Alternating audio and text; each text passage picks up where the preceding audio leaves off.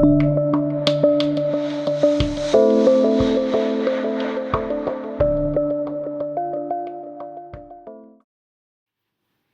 everyone, I'm Pam Gregory. I'm going to be talking to you today about Uranus moving into Taurus on the 15th of May.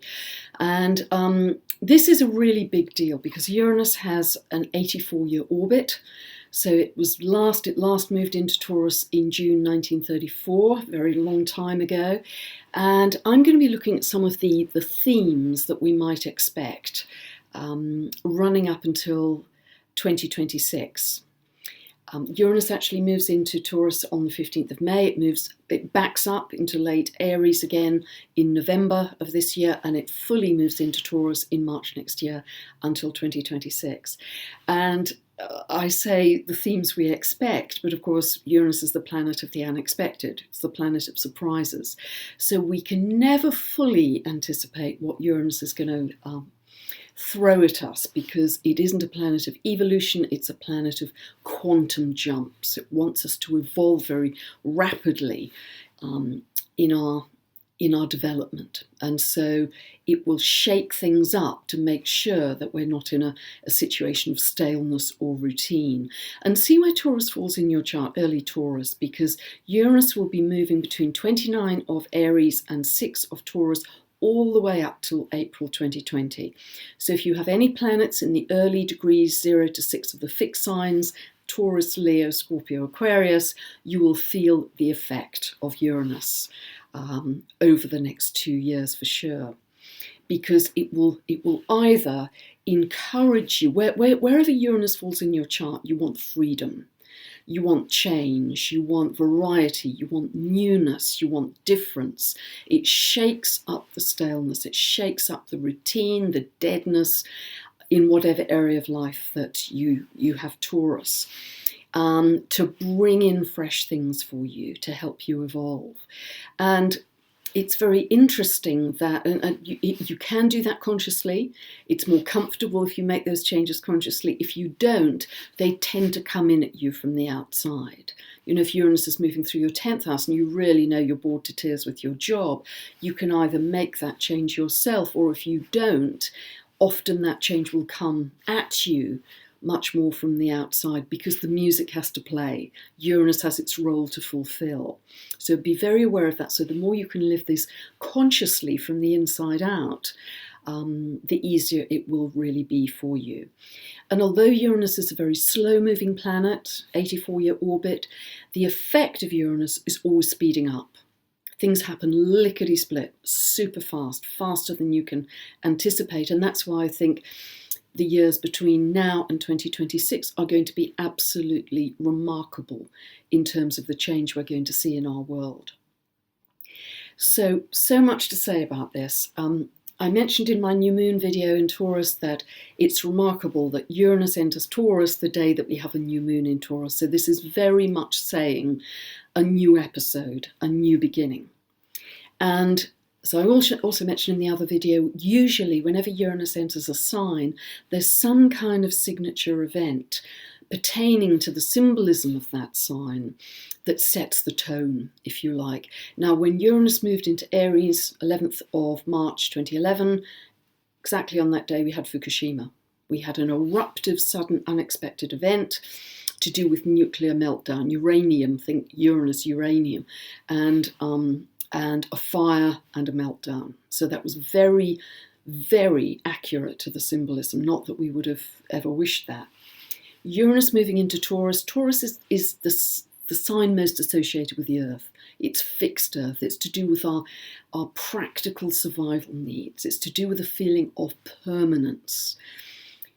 Taurus is the sign that has the most resistance, if you like, that wants to keep things peaceful, calm, keep them as they are, no disruption, it's all fine, doesn't like sudden change imposed on it. And yet, the odd bedfellow that we're going to have until 2026 is that maverick planet that wants to really bring disruption and shake-up and newness and innovation. And it can be very exciting, can be tremendously exciting.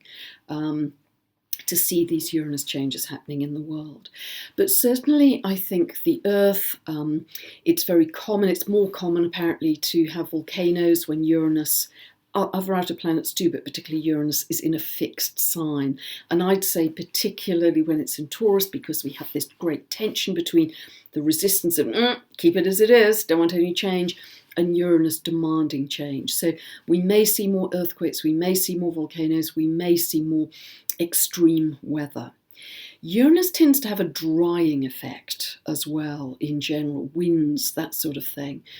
When it entered Taurus in June 1934, that was one of the worst years of the Dust Bowls in America. It's very interesting that poor agricultural practices, they'd uprooted a lot of moisture retaining plants that were native to the area, and that just created almost deserts of dust where nothing could be grown. So you may think yourself of what the poor agricultural practices may be in our modern world today, that may bring an echo of something like that.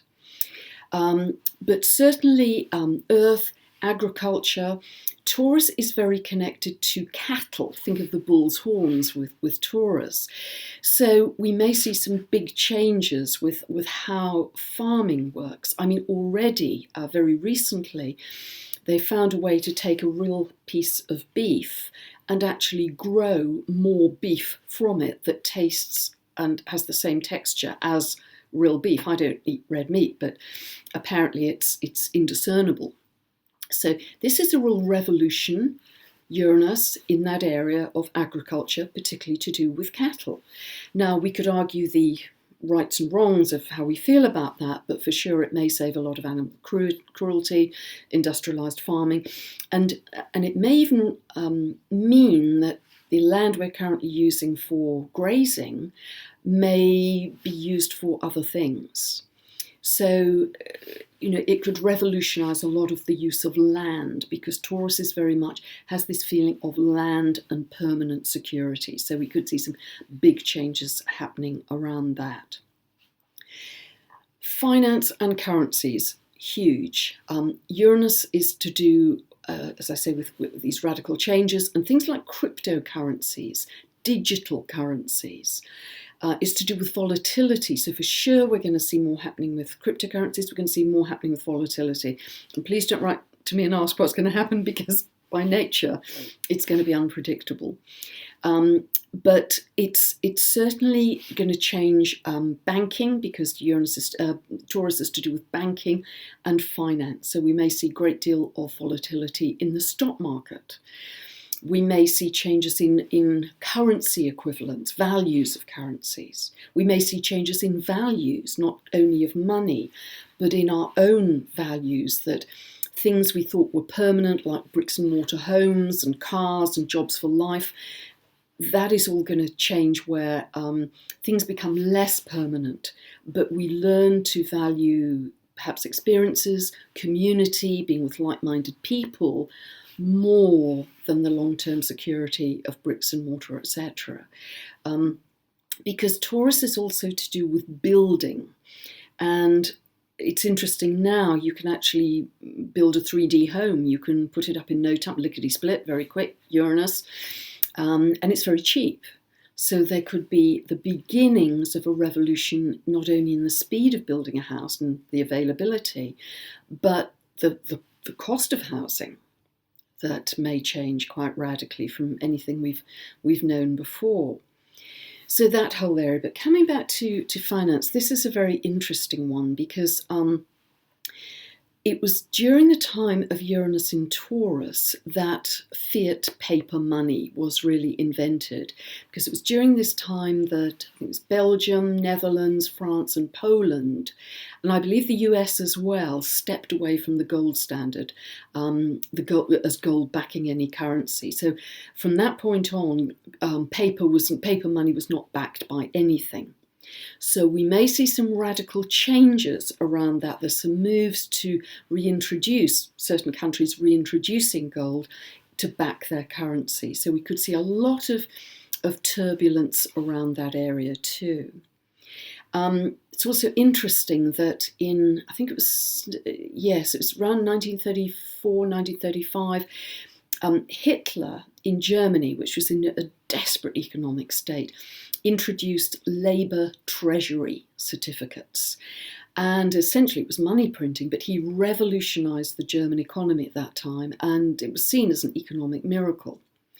So again, major shifts in values of currency and wealth versus poverty. Also, we had Franklin Roosevelt, President of America, after the Great Depression. He brought in New Deal policies and the Banking Act that actually restructured the whole Federal Reserve and banks in America. The New Deal policies, as well as that, introduced a great deal of infrastructure building. So we're back to this idea of Uranus in Taurus being very linked to innovation, revolutions in banking and in building. And also the use of land, as I say, that's going to come under scrutiny as well. Another big area is going to be medicine. We already have microchips for certain illnesses such as diabetes that can monitor your glucose level and even release insulin automatically when it's needed. I think possibly less desirable is certain companies now are demanding that their employees have microchips. Think of technology, Uranus, Taurus is the physical body, implanted in them to open their office door, open their computer, work the coffee machine, etc. And you can even buy train tickets in Sweden with your implanted microchips. So there's going to be a whole revolution around this area, and it may well be very soon that people can have microchips inserted to measure on a continuous basis their biomarkers in their body, their heart rate, their blood pressure, their body chemistry, and alert them as to whether there's a problem with that. So that whole area, I think, is going to become enormous. On your mobile phone now, there are various apps you can use that can diagnose conditions such as potential blindness, macular degeneration, just via the app. So again, we have this mix of technology, Uranus, and the body, fixed Earth, coming into play. We will also, over this period of Uranus being in Taurus, Uranus being very closely associated with electrification and digitization, everything will be digitized. I think we're moving towards a cashless society that's happening very rapidly in places like India, Sweden, Australia. There are even areas of China where with a tiny mobile phone that will operate everything for you. Your banking, check your biomarkers, open your home, open your office door. They don't have cash and they don't even have credit cards. Everything is, your banking, everything is in that little equivalent of a mobile phone. So we're going to see rapid moves in that direction towards a cashless society. The number of high street banks, I feel, will be reduced. In America since 2008, there's been a loss of 10,000 high street banks. The number of ATMs is already being reduced, so we're going to be more and more digitized in our finance and our banking. There's no doubt about that. So the other area linked to this is this idea of electrification, everything being digitized and electrified. I mean, electric cars are already here, but this period in time from 2018 to 2026 will see the global rollout of 5G, and that is going to cover every area potentially. So that is going to introduce very rapid communications. Again, we have this idea of speeding up with Uranus. Uranus is the planet most associated with the internet. So the whole electrification of the Earth is going to become a major, major shift during this period of Uranus in Taurus. However, we are also going to become aware of the effects of that electrification on our bodies, because Taurus is also represents our bodies. And therefore, I think there could be some devices which already exist to actually neutralize that increased rate of EMFs, if you like, electromagnetic frequency pollution on our systems. And I think those devices are going to grow quite rapidly. And ultimately, those devices may actually be fixed on every street corner. So it'll be a universal thing, but at the moment, it would have to be an individual initiative to do that. And linked to that, there's going to be just a much greater understanding of frequency and vibration in the body, that actually everything in the universe is frequency and vibration. So, and that is going to promote sound healing as being much more popular. Already they're discovering that certain frequencies can actually cure cancer. There's a fascinating TED talk about that I actually mention in my recent books. So it's going to be a very different world that we move into.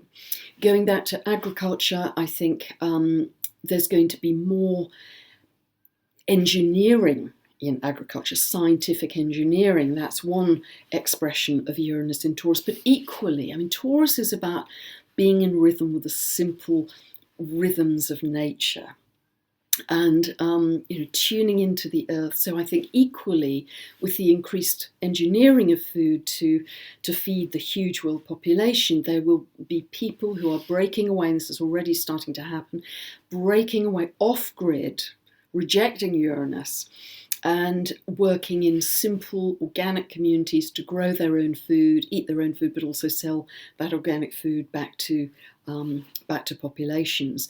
Many of these are springing up in America. They're called agri-hoods, and many young people are going to join them to live on those organic farms and just have a much, much simpler way of life. The other area which I think is going to be very interesting with this is Taurus is ruled by Venus. And Venus is about beauty, appearance, beauty. I think also because we have Saturn in Capricorn, which is to do with time and aging, there could be some revolutions in anti-aging treatments, revolutions in our appearance that could be very exciting and even turn the clock back. I mean, I think anti-aging and your biological age and turning the clock back will become very big themes, and we'll be going to anti-aging spas and measuring how our age changes over the time that we're there.